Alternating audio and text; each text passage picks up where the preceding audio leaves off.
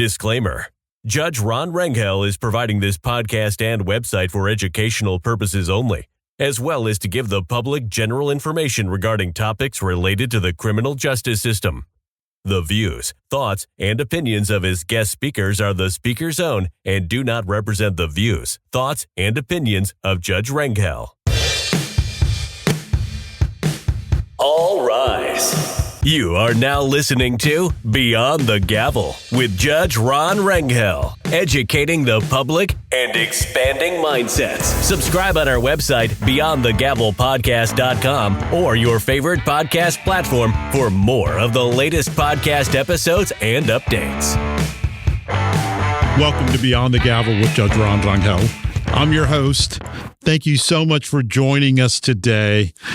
I'm going to timestamp this just a little bit. It's Friday, November the 22nd, 2024. By the time you hear this, it will be after Thanksgiving. However, today, next week is Thanksgiving week. And so it makes me think about things that I should be grateful about, things that I am grateful about. I'm very grateful for you, the listener, for tuning in and being a part of this broadcast. Our listeners have really been active in communicating with us. We have had a lot of folks over the course of the last 2 years.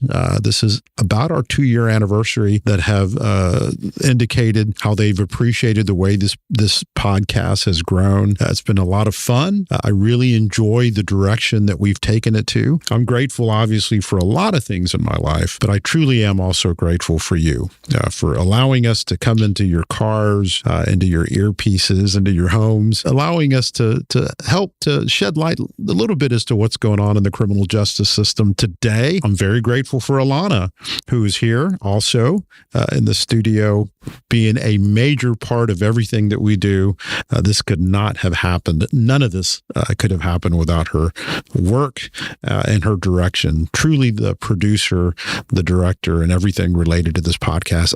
I'm basically just here as eye candy, which obviously has been quite successful, knowing that you probably cannot see me as I speak into this microphone. Anyway, today I have a very exciting opportunity to speak to some young folks that a couple of them have been here in the past. We have a new guest as part of the group. And if you recall, back on July the 6th of 2023, it's been over a year ago now, almost a year and a half, we dropped episode 16, which was Law School Today. It has been since then one of the most listened to episodes that we have dropped. I want to say hello in order to Diego Lopez, to Karagan Carson, who is now Carson, and to Tara Thompson. Welcome back. Thank you, Judge. Thanks for having us. Absolutely. Let's kind of go in order. Let's get a little bit of update. It's been a year and a half since you've been here. Diego, tell us what's been going on with you. I guess you're now a third-year law student. Yeah. So, we are at the tail end of our first semester of 3L year. And since then,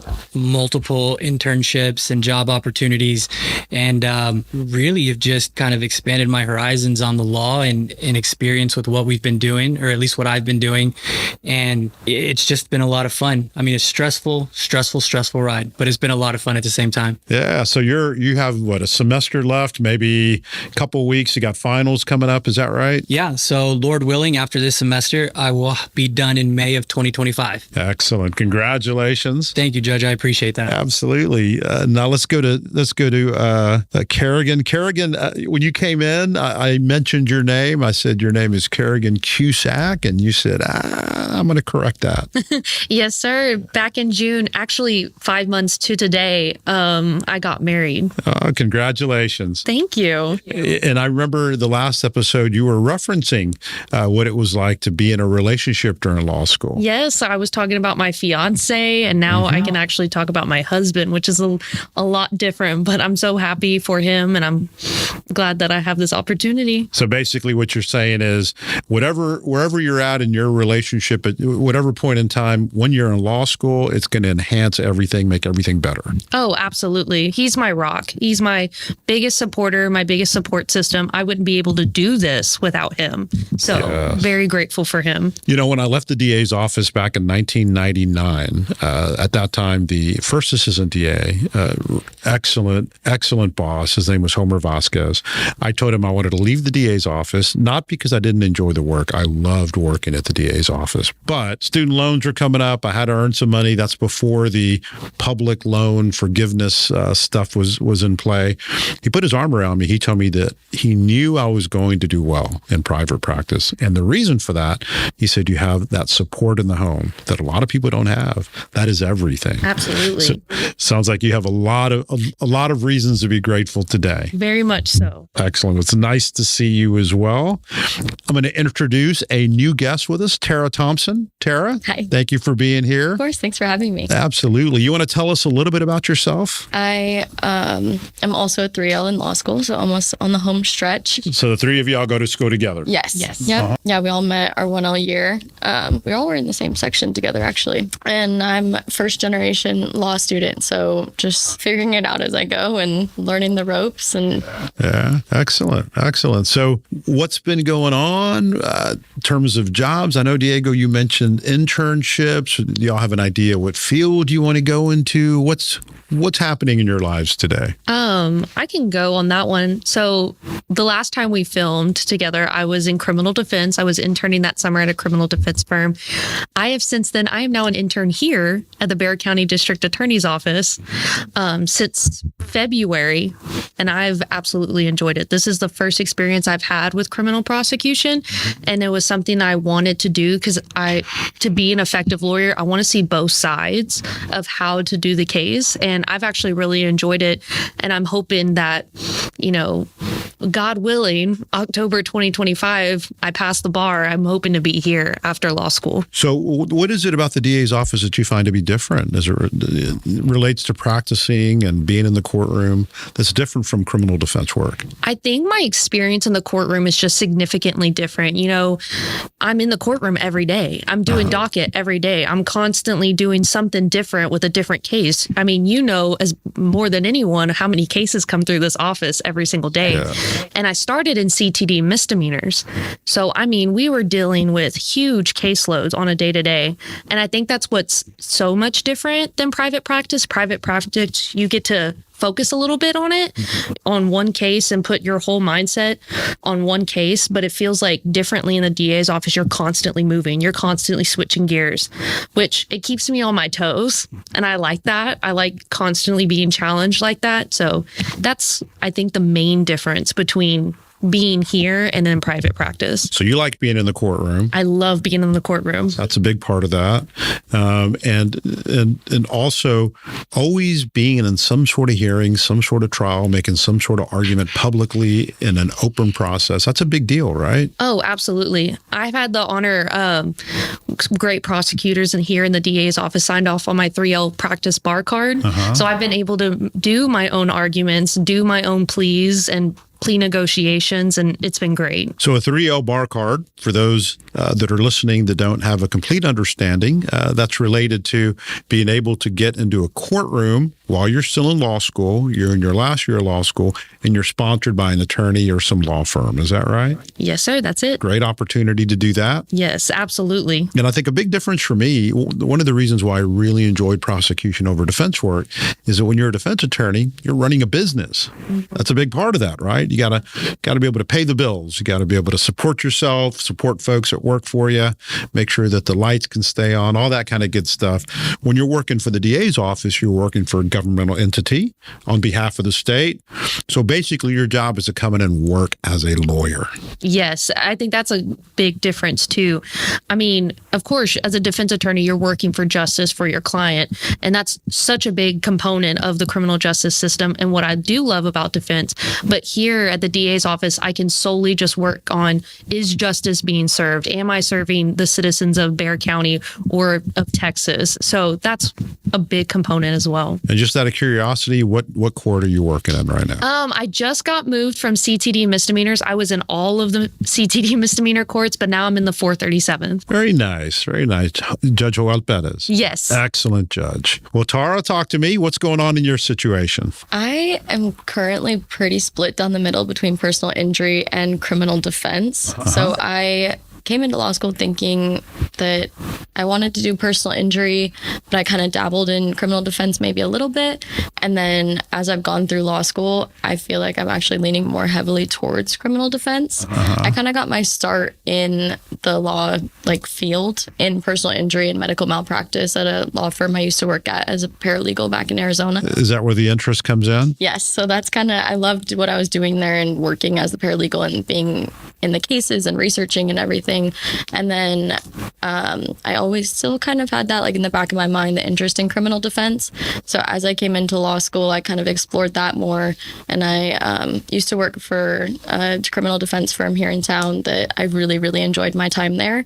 And then I actually at 3L year got accepted into the criminal justice clinic on campus, which is huge. I absolutely love it. It's such a great experience. I've learned so much. It's competitive, and it is. And for those that have thought about law school or wonder about the practice, I know that with you, Karagan, we're talking about getting the bar card. Tara, with you, what we're talking about here is clinics are a great feature of a lot of law schools. I know that St. Mary's has a lot of clinics. They do. My third year, I was in something called the Community Development Clinic, and we would actually go down to the border areas and help those communities that we're trying to incorporate, help them get contracts, help them become a city, and do everything related to being a city and working on their own.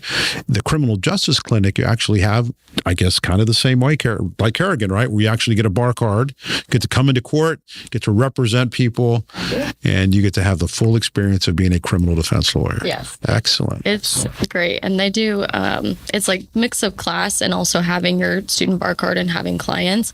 And the class, we usually have simulations, and they walk us through how to do opening statements and closing statements and jury selection and every step of it. And you do it usually with your case you have. So that way, if you do have to go to trial, you're ready to do it. So it's just great, even inside the classroom itself of clinic. It's just such a great learning experience. And then outside, being able to be in court and having a client and everything. Kind of what y'all are saying, right? In a way, we're talking about how there's a difference between the criminal defense side and prosecution. But in reality, another thing that the same first assistant told me when I left the DA's office was, Ron, you basically do the exact same thing. A lot of young folk that come out nowadays, graduating from law school, don't have that understanding, right? They think you work for one side, that means this is the side that you're on, and it's very difficult for them to think of ever working for the other side. And the other side is bad, right? I mean, I've heard these young lawyers sometimes come out and say, I'm a prosecutor, I'm fighting for justice, I'm fighting for the right thing, I'm fighting for et cetera. I hear defense attorneys come out and saying, I'm fighting for the right thing. These people do nothing but want to put people in prison, et cetera. And I tell each the exact same thing, that, hey, y'all do the same work. You do, you're representing a side, you're doing the best that you can. And that's the only way you're going to get justice. If you have two sides that are working hard to make sure that the outcome is appropriate. There's a lot of students that come to me and ask me what advice I can give them. And obviously I do the best that I can, right? Each of you are basically a semester and a couple weeks away from graduating and getting ready to take the bar. If you don't take it early in February, which is possible. What advice do you have for anybody that wants to go to law school, that thinks about going to law school, that dreams of being an attorney? Well, Judge, I'll take that. And I think my advice would probably change based on what year of law school I'm in, right? I think, last time I was here, my advice was you have to have a really strong why because of how difficult and taxing it is. I remember that. Yeah. And I think after my 2L year, the advice that I would give would be to maintain your body, right? Because I think for me, if you want to be an attorney, it's very taxing on you mentally. It's, even though you're not doing any sort of physical labor, it's actually very taxing on you physically as well, because, you're pumping yourself constantly with caffeine to have the mental focus.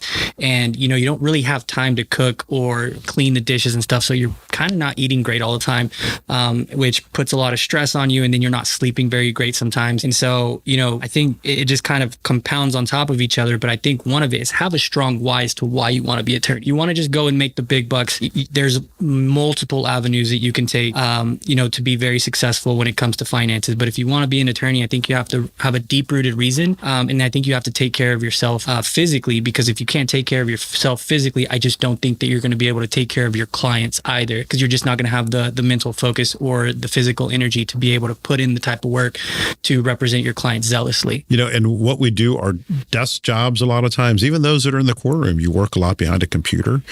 And as I've gotten older, I can definitely feel it, right? Sitting down as long as we do is not a healthy thing. And I recently went through some issues with my body because I'm looking down, looking at a computer screen, looking at folks that testify. Those are all things that over time definitely wear on you. And you don't want to be focused on physically how you're feeling, right? You want to give your best attention to the most important topics that you're dealing with. That's excellent advice. Is there anything that you do to make sure you take care of yourself? So I have a really good buddy, and shout out to Tyler Riggin, but he is a fitness guru. And we have a couple of classes together, and I had told him one time, I was like, man, I'm sluggish. I don't feel great. And, we really broke down my eating habits, my sleeping habits. And Tyler, for those of you who don't know, he's just always this happy-go-lucky guy. He always has energy, the nicest guy in the world. I don't think I can say enough good things about him. But we started working out after class. We really started monitoring what I eat. And, you make it a priority. And once I started doing that, I realized that I have the energy and I have the ability to really tackle on things later in the day where normally I wouldn't. So, right around that 5 o'clock, I'm start getting like, man, I'm fatigued, I'm dead. And, really watching what you put into your body and really watching how you rest and just take care of it overall, it allows me to have the stamina to keep doing it for an extended period of time. Because, law school is a marathon, but the practice of law is also a marathon. And I think it's just constantly life is maintenance and really just taking care of all of that. It's a life process, right? Yeah, absolutely. Eat right, take your vitamins, get your sleep, get some exercise, move around. All that's great advice. Yeah. And so when you talk to people about how do you best prepare if you want to be a lawyer, take care of yourself physically. That's not something that would be at the top of folks' minds. You'd be surprised. I think a lot of people just want to constantly push out, work product that's, I did it. I accomplished it in a really fast period of time. I know that attorneys live and die by the deadline, right? And so I think a lot of times people just want to get stuff out. And I think if you were able to just backtrack and have the clarity and have the energy to do it right the first time, I think you'd be surprised at how much better your work product would be and how much faster you can get it because you're on top of your game, your physical game. So therefore you can be on top of everything else. And I think, the machine that's working, if the machine's not working great, it's not going to put out good stuff. So you really got to take care of the operating machine that's really doing all the hard work. It's all about the tools. That's right. Good quality tools. Excellent.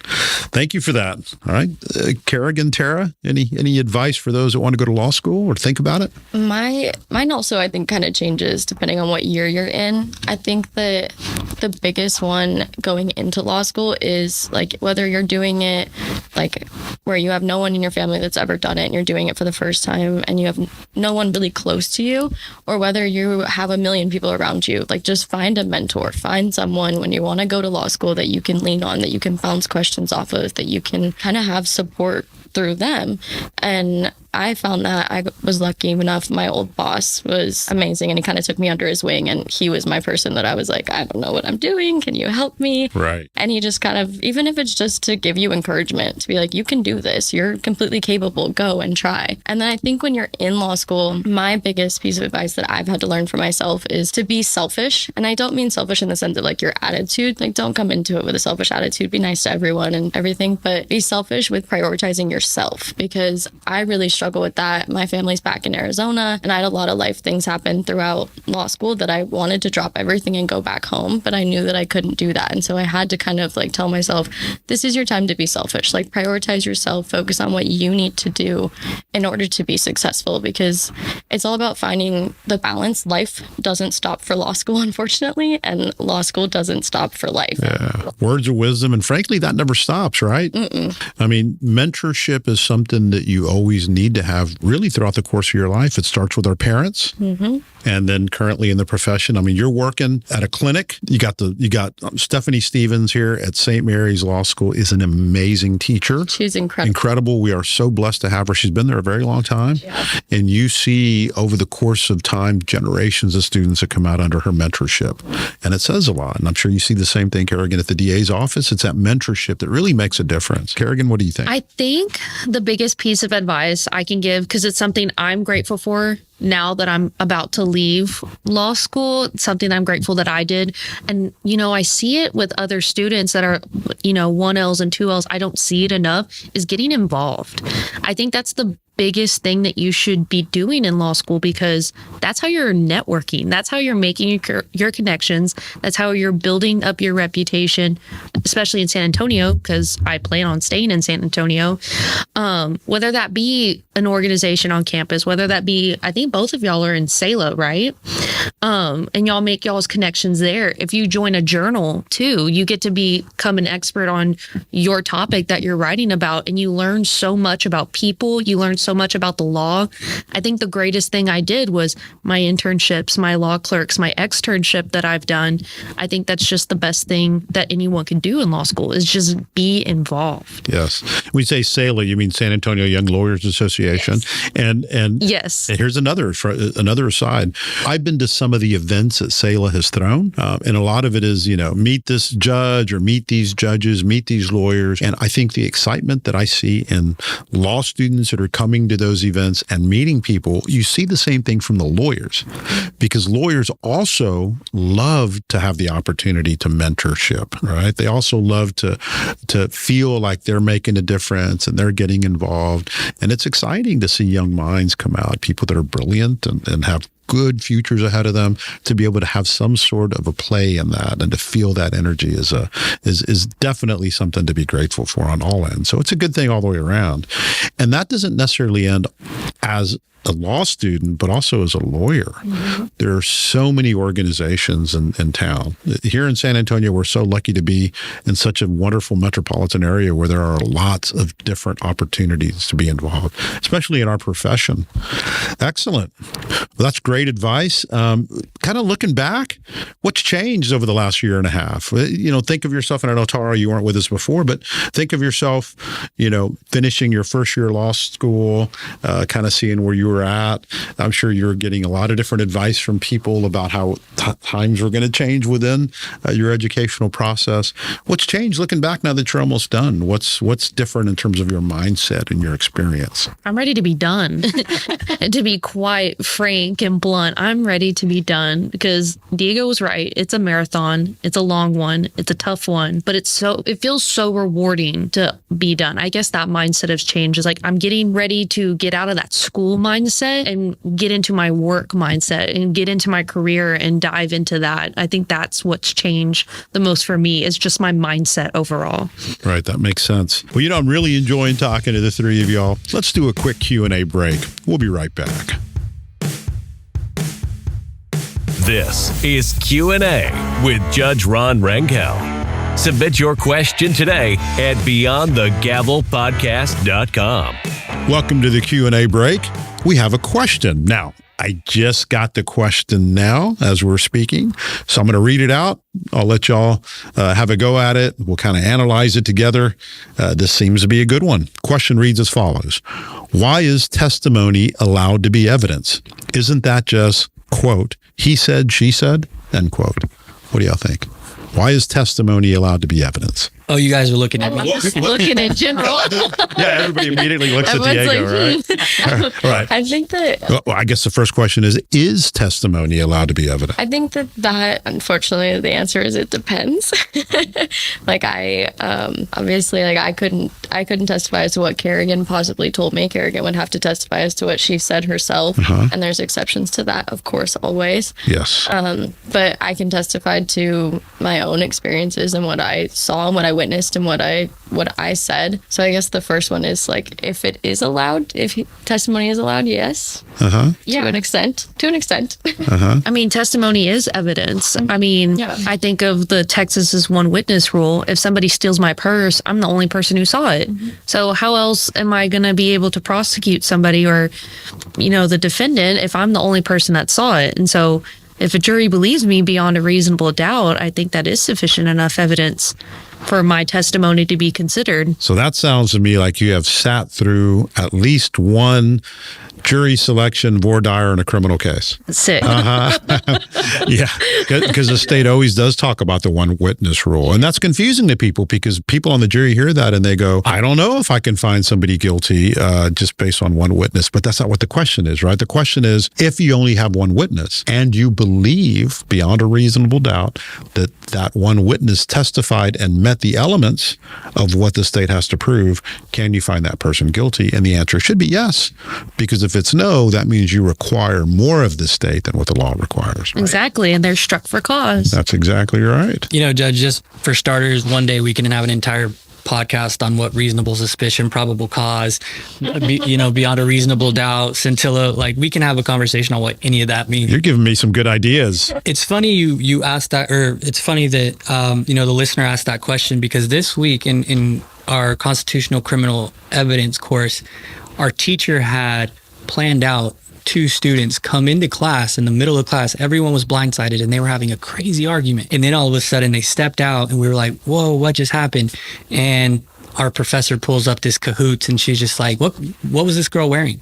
What was she said? Like, no one got a perfect score. I think the average score was 60%. And so we're talking like 80 students in a class and we were averaging 60. Nobody could agree on anything. So why should it be admissible? I think it's because, like Karagan mentioned, if no one can say anything, then people can just do whatever in the middle of the night. If no one saw anything and no one can say anything, then no one gets prosecuted. And we just have a street or streets that are just filled with crooks and thieves and robbers or just general criminals. But at the same time, it's a double-edged sword because sometimes, I know that we discussed what happens when somebody falsely accuses somebody. What happens when somebody's like, oh, maybe it was them, but I don't really know, but I want somebody to get in trouble or I want to feel vindicated. And all of a sudden they just start pointing fingers at whoever they're just blinded by rage and they just start, accusing anybody. And so it should be admissible because I think it helps to a certain extent. But I also think, we have to be just very cautious about how much we take in and just believe at face value because we've seen in the past that people have been falsely accused just because of word of mouth. Sort of to segue off what you're saying, essentially it's a great point, right? Somebody is walking down an alleyway. It's nighttime. An individual approaches them with a gun in their hand. Give me your wallet. They take their wallet out of their pocket, hand it to the defendant, the person who's taken the wallet. That's aggravated robbery. It's a first-degree felony. Range of punishment 5 to 99 years or life. There is no physical evidence whatsoever that exists other than the fact that this person just looked at somebody and gave them their wallet. And so how could you prove that but for witness testimony? Witness testimony has been significantly challenged. There's been a lot of false convictions based on eyewitness testimony. And so the question then becomes, why? And obviously that's the benefit of the adversary system. That's what makes our legal system so valuable. We have 2 sides. The art of cross-examination is so important because the idea there is ferret out. What did this person pay attention to, right? You have an event that happens. It's not in your mind as you're watching an event or feeling or experiencing an event. It's not something that you generally are going to stop and try to take note of every single thing that you experience and you feel. All you're going to do is experience it. Then when you get into court, you testify or you speak to an investigator about your experience, you're going to give your own experience in a way that is so personal to you, including all the biases that we have, right? Something that we talk about in jury selection, including all the ways we look at things based on our experiences, the way we see the world. Some of us have a tendency to see other things differently than some. And so cross-examination should give a jury a really good view as to what it is is related to the whole picture that somebody experienced. And that's why it's so necessary, I think, that we think of testimony as being something that is a piece of evidence that a jury should always evaluate. Juries are the fact finders with every piece of evidence that comes before them, be it physical or be it testimonial, be it a report, be it a photograph, and they have to make a determination as to how much credibility they attach to everything. Jurors have to ask themselves, how credible is this testimony? And that is where the advocacy comes in. That's where your skills will come in trying to make sure that your side is presented in a way that is effective. It's an excellent question. Thank you so much for asking that question. Keep those questions coming. Head over to beyondthegavelpodcast.com and send in any questions that you may have. Now let's get back into the show. This is Q&A with Judge Ron Rangel. Submit your question today at beyondthegavelpodcast.com. Welcome back to the show. I'm speaking to the three law students that we have today, Diego, Tara, and Karagan. How much does law school cost nowadays? St. Mary's, I know, is different because it's a private school, but folks go to public universities outside of their home state, and that could be just as costly. What are students looking at now? So the cost for St. Mary's right now is about $67,000 a year without any sort of scholarship. And, I had a savings account from my career prior to law school, and the way tuition has increased drastically and me working, my struggle was no longer, school. Now my struggle was, hey, I have to pay my bills. And so therefore, my struggle was can I work? When can I find time to work? Because tuition has increased so much, and the amount of money that grants or, these grad plus loans they give you, it really, really, really scratches the surface on what you have to pay. And for me, being 32, I don't rely on my parents anymore for anything. And so, insurance, car payments, all these things. And when you don't have this finite, just small amount of money that you have to live for a semester, well, that gets depleted pretty quick. So 67 meaning living expenses, tuition fees, books, all that stuff. The basics. Yeah. The baseline expense to be a law student. It's about $67,000. And it's gone up quite a bit since our 1L year. I think whenever we did Admitted Students Day, it was 62. Mm-hmm. And then in 2 years, it's gone up $5,000. And I was talking to an attorney recently who told me that he graduated in the 2000s. I don't remember the year, but he told me that when he went to St. Mary's, his cost of attending St. Mary's for the entire year was $18,000. And I'm just like, man, we're talking about a huge, crazy difference. And so I think when I graduate, I'll be touching $200,000 of student loan debt. Now that cost is an impediment, obviously, right? Students look at that cost and how much it costs to further your education before they apply. Right. So what is it that got you over that hump, knowing that it was going to be expensive, to still want to go and try to do this? I think for me, Judge, it goes back to, my why. Uh-huh. I wanted to help individuals. And I know we have an adversarial system, and I've done a lot of work primarily on the civil side. So it's really, we're just talking a lot about money. But for me, there's so many underrepresented individuals. And I grew up in Oklahoma. We don't have the largest Latino population, or really, we don't have a lot of minorities there per se. But I just did notice that there was a drastic difference in court proceedings on who came out on top. Right. And I was just like, it feels kind of unfair. And so my why was, I need to help people who can't help themselves. And my parents loved them to death. They did a great job in just being like, hey, if we can be what we are with the education that we have, you can do more. And so they pushed me and my sister and my older brother to just knowledge is power, keep studying, and then you can help people who can't help themselves. And that's always been my strong why. So when I looked at that, I was like, okay, that's a really ugly number, but I know that my purpose and my why for doing it supersedes that. Mm-hmm. I graduated law school in 1996, however long ago that is now, almost 30 years. And back then, I think those of us that borrowed our way through school, and I had to do that. We didn't have the means at that time. I ended up borrowing, and folks that graduated with me ended up borrowing around $90,000+ to go to law school. It was right under $100,000. And at that time, I didn't even consider the cost. I just knew that it's I really wanted to work in the civil rights arena, and I knew that working in civil rights, I needed a law degree to accomplish all the goals and dreams that I had to do what I wanted to do to make a difference. So I didn't look at it. I was one of those types of folks that kind of looked at things as, I'll figure it out when I get there. Those that have been in my class know that that's still how I teach. We figure it out when we get there. They want to know what the exam is. Don't worry about it. We'll get there. But now I think looking back, knowing that there would have been a $200,000 price tag at the end of the day, I think that probably would have been something that would have given me some pause. How about y'all? That's what's gotten me through law school. I'm in the same boat as Diego. Is my why is what really pushed me. I wanted to be a lawyer since I was in the 7th grade. So, I didn't really look at the price tag either.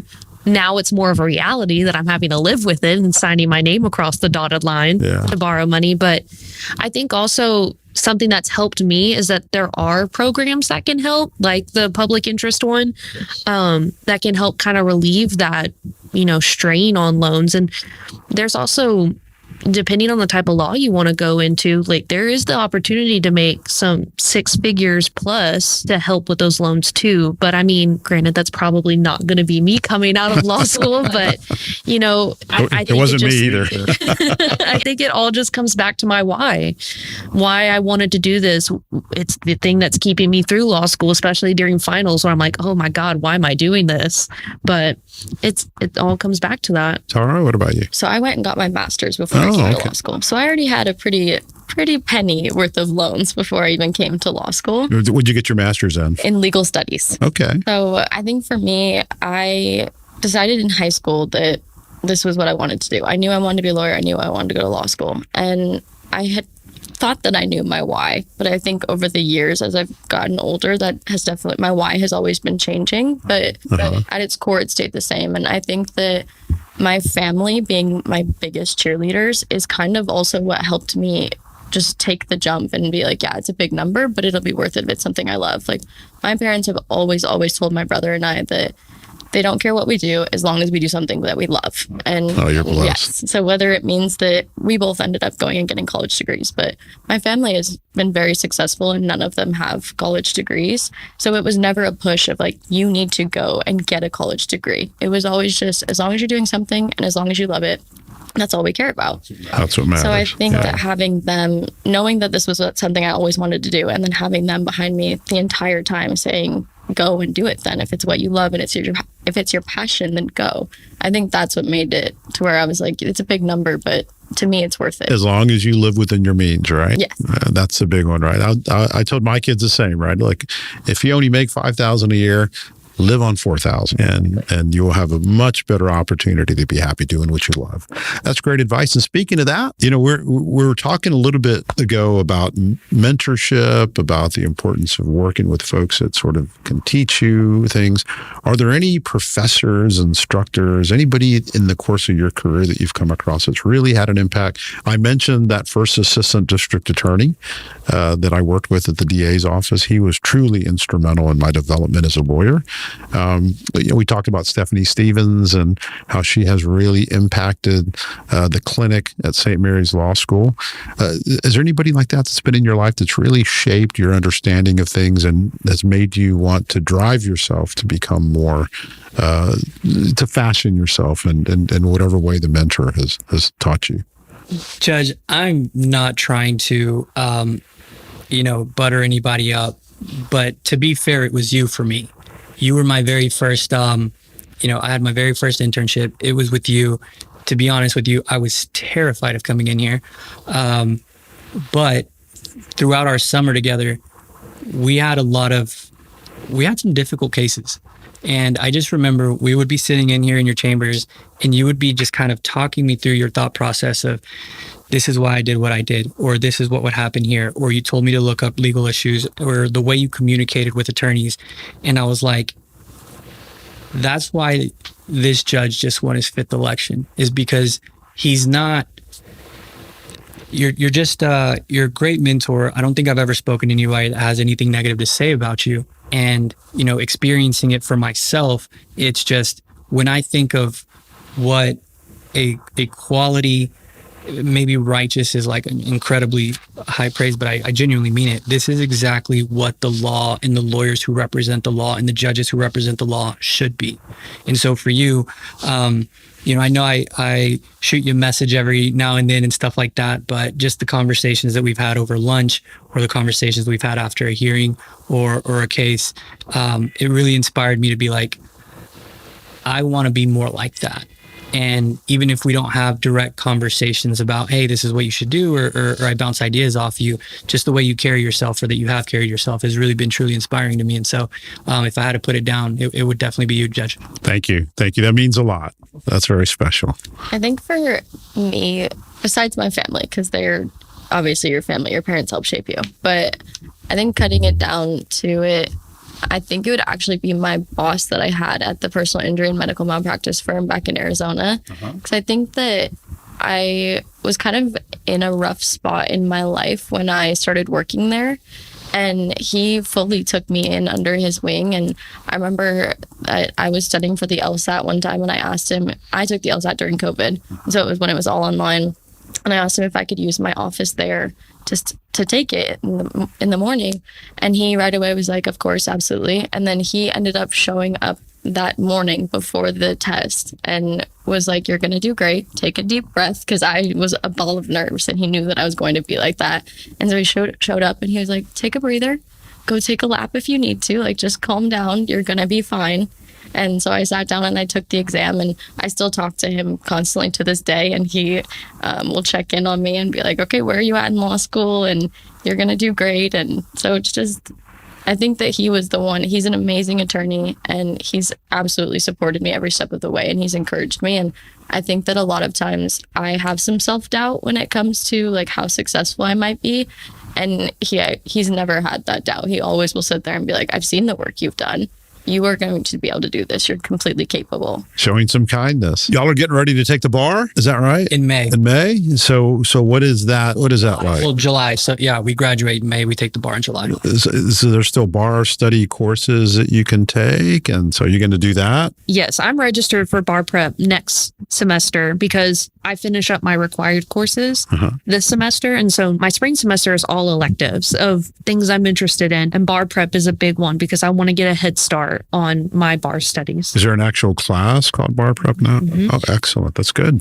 I don't think we had that at St. Mary's back in the day. Yeah, I'm in it this semester, and we're going over a lot of the courses that we took 1L year. And it's sometimes a little... it's a little discouraging just how much you don't remember from contracts and evidence and torts and all this. And you're just like, man. Yeah. Okay. So, I mean, granted, you're going to be focusing exclusively on the bar and not 4 other classes plus bar prep. But it can be a little discouraging if you take it and you're just like, man, I don't remember a lot of stuff. I'm prepared to be very humbled when we get to the contracts section for sure. But I will say, Judge, I think, and you guys correct me if I'm wrong, but I think the July bar of 2025 is going to be the last time that it's administered in its current form. I think February of 2026, they're just going to change it up. July 2026. They just pushed it. Oh, yeah. It was originally. What's going to be the difference? What's going to change? I think from my understanding, and nobody quote me on this, but I think it's going to be very heavily based on essays. And I think they're going to do away with some of the multiple choice or the entire multiple choice. I don't remember exactly. I told myself, don't even think about it because you're going to pass it the first time and that's it. We're not going to think about it or changing the way we study. We're going to pass it the first time and be good. So the issue with essays and essay type exams, especially for something like the law, you get into a lot of gray, right? How many points do you give this person credit for answering it this way? And maybe they were thinking about it the right way, but they just expressed it. I mean, who knows, right? There's a lot of different ways that you can grade that. I'm just glad I passed it. And I don't know if I could ever take it again. And speaking of that, so there's a friend of mine. He just took the specialty exam to be an appellate specialist within the law. And he was complaining about why is it that they make us write about these things and test us on these things when in the law, everything we do now is computer, book. So I do every single thing that I do by research. Why can't we actually do legal research while we're studying and taking these exams? Well, what are your thoughts about that? I 100% agree. The also thing is how many times do we as lawyers work by ourselves? We're always collaborating with someone else. Hey, does this sound right? if you read this, does this portray my argument that I'm trying to make? Or, hey, do you have any case law for this? Do you have a template for this? We're always collaborating. We're constantly researching. And I think that's the thing with these standardized tests of what disservice it does to people.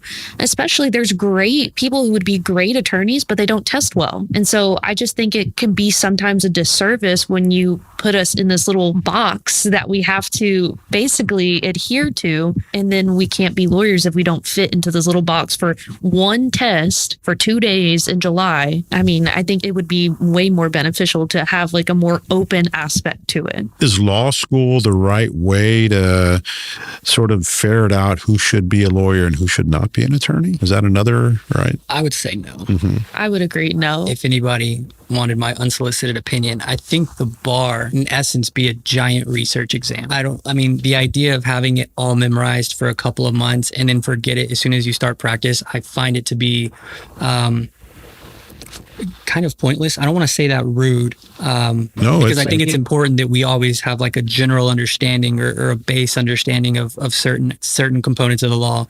But I think, hey, at the end of the day, what I do in my current position is I do a lot of research and I have to find the answer. So I think the bar exam should be, hey, do research, find the answers, because that's what you're going to be doing. It's not a giant memorization test. Now, does it help? Absolutely.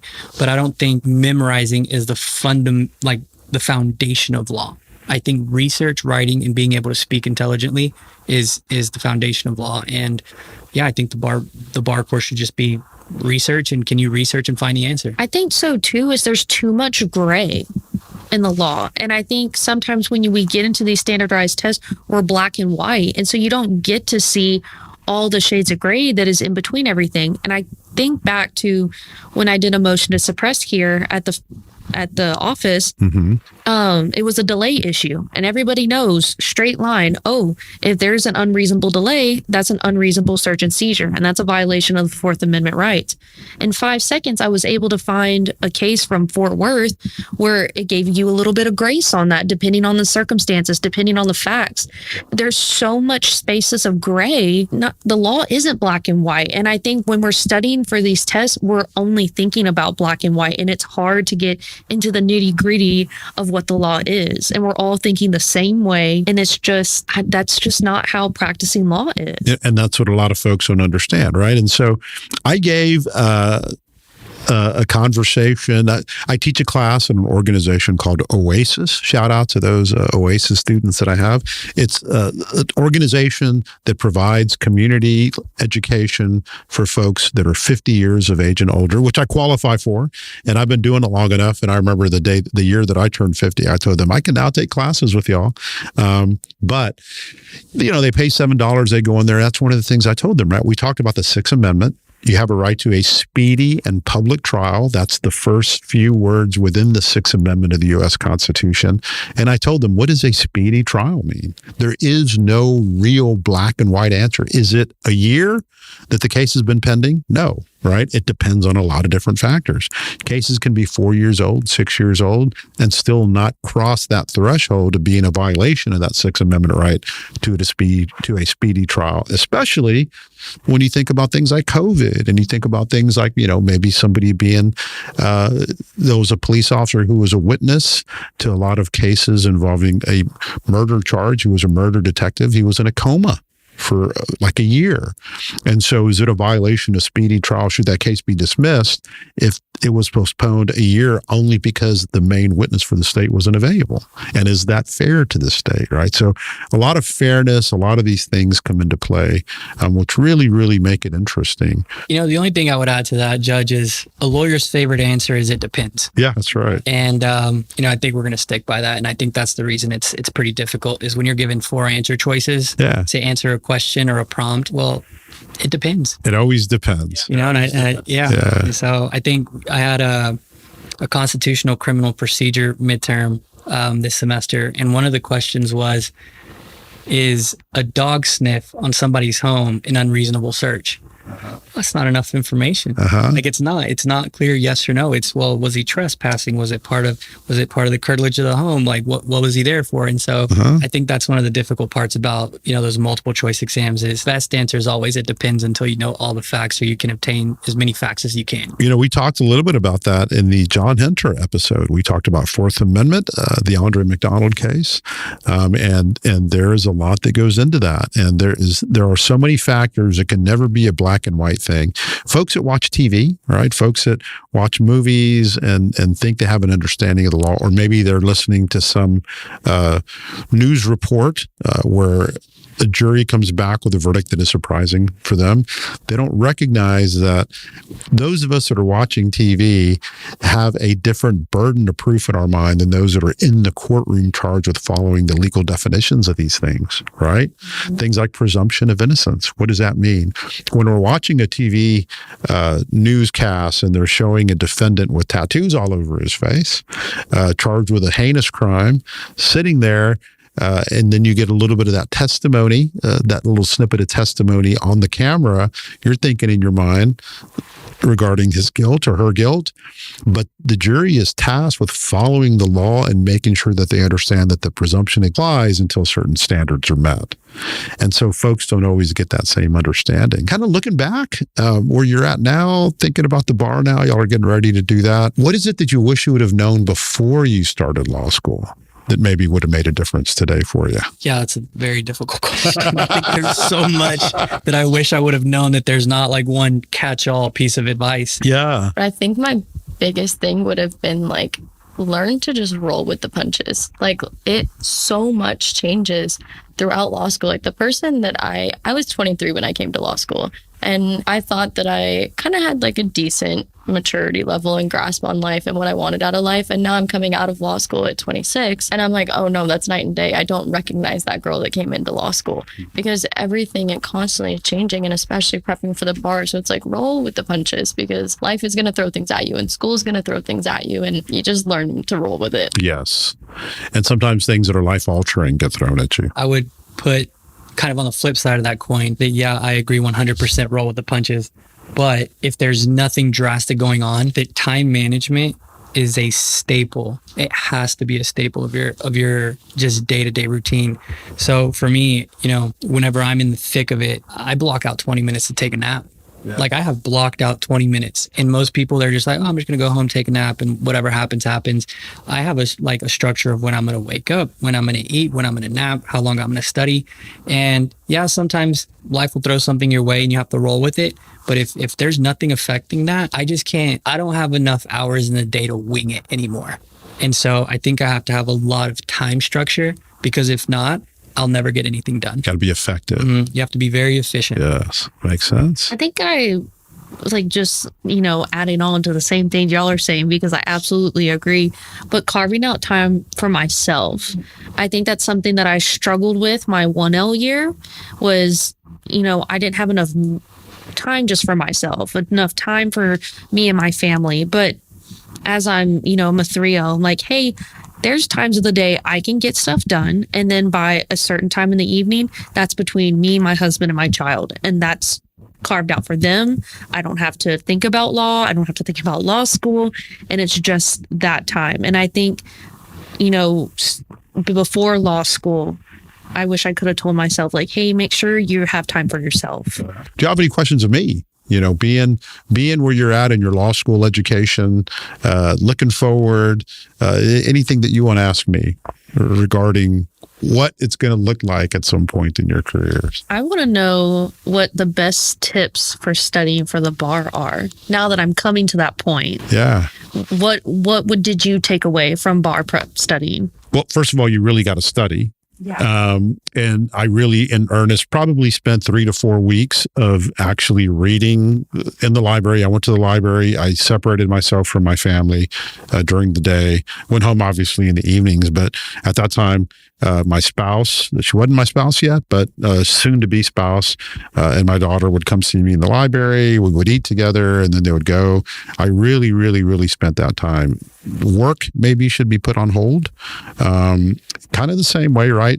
If the bar is the way it used to be, it is important to take these tests in a way that you have an understanding as to why the answer is the way it is, right? I've seen people that just kind of read this question is A, and because they have an understanding that somehow or another some of the questions are exactly the same. And that really isn't a wise thing to do. If you have an understanding as to why the question is, and I did borrow, I didn't take a bar prep course for that exam, but I did borrow a book that somebody had, which was to me just as good.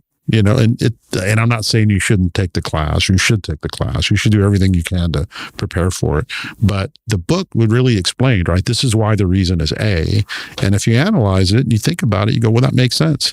So if they change the test around, if there's something different, at least you have an understanding as what the concepts mean. Because when you're studying for the bar, you're studying to take a test. That's all you're doing. It may not be an indicator as to what kind of lawyer you're going to be, but have an understanding as to why the answers are what they are in those prep courses and take full advantage of them. Give yourself that time. That's one thing that as you get older, right, you start to appreciate time a little more because it goes by faster because you're appreciating it more. You wish you had more of it over the years, and then you start to lose people. You get older. My dad passed since we did the last podcast. My dad passed, and so I have a different understanding as to time, obviously, over the last couple of losses that I've had in my life. But that time is something you're never going to get back, and you really need to dedicate that time to that. Really focus on that time. Don't short yourself on that time. You want to take the bar once, if you can take it once, and it will be worth every minute that you pour into it. I do have a question, Judge, and above all, sorry for your loss. My condolences. Thank you. I wasn't aware of that. But we touched a little bit on AI as a law student and what it means for homework or assignments. But have you noticed, as a practicing judge, that have you had anybody who's brought in a motion or a brief or pleading of any kind that you saw this was generated by AI, or it's had some sort of effect in regards to what you're seeing in the courtroom? Has that affected what you've seen at all? The criminal law is a little different because it's so driven by people. It's so driven by the argument that you make in court. This is an interesting topic. There was a judge on the civil side that contacted me probably about 2 or 3 months ago, and the parties wanted to use AI during the jury selection, right? What we call voir dire, and there was a little bit of a question mark related to that because you have one record. That record is what is being produced by that court reporter. And now we have different types of court reporters. We don't just have those that work on the stenography machine, but we have those that actually speak into a little mic. And then there are other types of court reporters. And so the question then becomes, how much can you use AI in making certain issues related to questioning jurors and then having that help you or assist you in getting rid of those that you don't think would be favorable to your side? Well, I've enjoyed speaking to the three of y'all regarding your law school experience and where you've been. It's been really nice for me to kind of hear the time pass and see what your experiences have been like. Are there any last words that you may have for anybody in our audience? Just to all the listeners that are out there, stay informed. Get all your information from a credible source, and don't be afraid to ask questions. It's important to be curious. That's how we grow as a community, and that's how we that's just how we move forward as a society. So stay knowledgeable, and thanks for listening. Happy holidays to everyone. I think I'm going to say, I know I said this earlier in the show. However, I just really want to drive this idea in for listeners that if you're interested in law school, or if you're in law school, just starting your journey, get involved somewhere, whether that be an internship, whether you go shadow somebody, whether you're doing your research, you're keeping up with the law. Do something that involves you and immerses you into the criminal justice system or whatever type of law you're interested in. Just making sure that you're staying active and constantly learning new things as you go onto this journey, or if you're just starting it or thinking about starting it. But happy holidays, as Diego said. I hope everybody has a safe and blessed time with their families and friends. I think that I would kind of almost combine your guys's. I think that if you are someone out there that's considering going to law school, then research it, become knowledgeable about it, figure out your why, and then do it. Find your support system and find your mentor, and then just take the jump and go and do it. You guys glad you went to law school? I wouldn't trade it for the world. I know that I complain about it, and I know that this episode and the last episode, we've just been talking about how traumatic the experience has been. But honestly, that's life. Life is those great big experiences that you get to look back on and say, hey, we bonded, we made it through, we went through the gauntlet. And, the friendships that I've made, you can't put a price tag on them, whether it's 200,000 or not. So, I wouldn't trade it for the world. I said this to my husband's 7th graders when they had career day, and they're all asking, like, do you like being a lawyer? You're wanting to be a lawyer. And I can honestly say, besides being a wife and a mom, this is honestly the most rewarding thing I've ever done in my life. I wouldn't trade it for the world. And I've wanted it for so long, and I can almost see the finish line. I can see the light at the end of the tunnel, and I really, truly wouldn't change any of this for anything in the world. I think I'm in the same boat. I mean, I picked up everything and left everything behind back in Arizona, and I came to Texas only for law school, and I wouldn't trade it for a single thing. The growth that I have experienced just in myself and in my life, and the connections that I've made and the friendships that I know will last forever. As hard as law school is, every single second of it is worth it, and it's so rewarding in the long run. Y'all make some great points. Law school completely changed my life, completely. And looking back, I would not have traded it for the world. And you're right. When you talk about it's these types of experiences that can be challenging that make a difference and give us richness and make our lives wonderful. I agree with that. And so, Diego and Karagan, I want to thank y'all. Believe it or not, y'all are the very first returning guests that we've ever had on this podcast. 2 years in, very, very grateful for that. Tara, thank you for coming in, bringing your new voice, your fresh perspective to this podcast. We've enjoyed having all three of you, and I'm very grateful for y'all being here with me today. I know that y'all have a lot to do, but coming in, talking about your experiences, I think it's been very special, and it's definitely enriching for our listeners. So we have reached the end of this episode. Thank you so much for listening. Don't forget to subscribe and keep sending in those questions. You know how much we love to answer them for you. Remember that you can now text the show by clicking Text the Judge to send in your insights, reviews, and your questions. I'll mention them during the break. We'll be back in 2 weeks. You've been listening to Beyond the Gavel with Judge Ron Rangel. Join us in the next 2 weeks where we are educating the public and expanding mindsets. Head to our website, beyondthegavelpodcast.com, or your favorite podcast platform to subscribe to the latest episodes and updates.